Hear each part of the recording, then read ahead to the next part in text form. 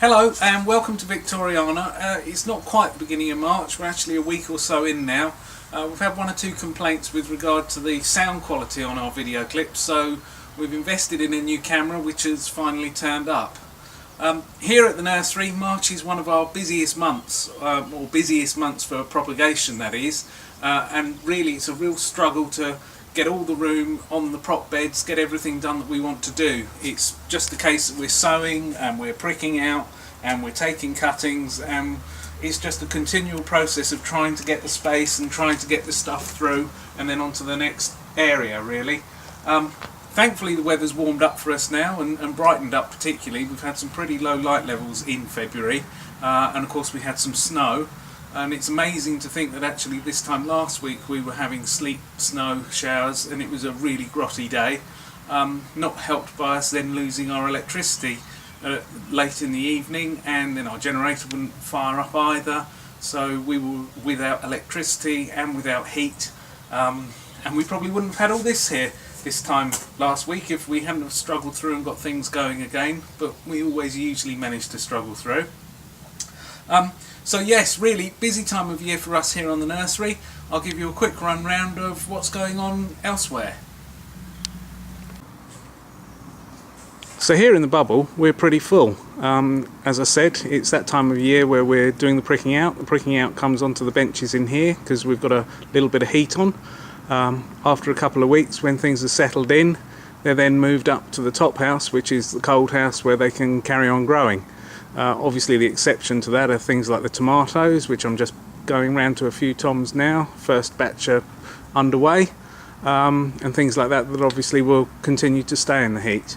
But yeah, we're pretty chocker in here and it's pretty full on time for us.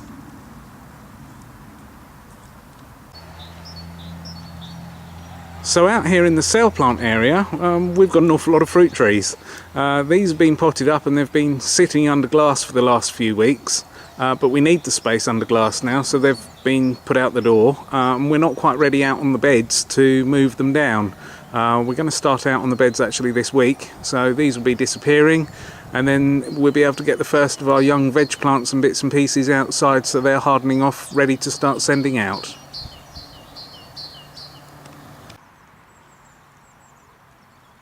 Out here on the veg garden, we're actually pleased where we are really. Most of the beds have been dug and manured.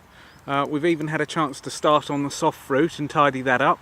Hopefully Simon will be making us some nice trellis work for that, so that the various bits of soft fruit can actually have something to clamber on. It's been a bit of a left area really. But no, we're quite pleased. We'll soon be taking down the brassica cage and moving that. And then we can start actually rotivating and getting one or two crops into the ground. So all going well out here really. So here in the veg tunnel we've got lots of bits and pieces that are helping to fill the hungry gap. We've been picking and eating various oriental veg. We've got some brassicas up further that are starting to head up, and we'll be eating those soon. Got some spinach as well. Then down this end we've got some broad beans that are flowering, so they won't be too long, and we've also got some tubs of carrots that seem to be coming on quite well, so it won't be long before we're having a few early carrots as well.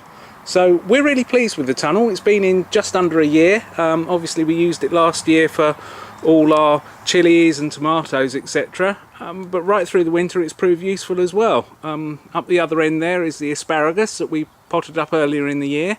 And obviously they're not going to be any use this year, but next year hopefully we might get a few spears off them. We've also done some strawberries, which will give us some early strawberries, and of course the beauty of everything being in containers in here means that we'll be able to move it all out when we want to get back to growing the tomatoes, the chilies and the cucumbers and things. So yeah, no, these warm days like we're having today are a real bonus.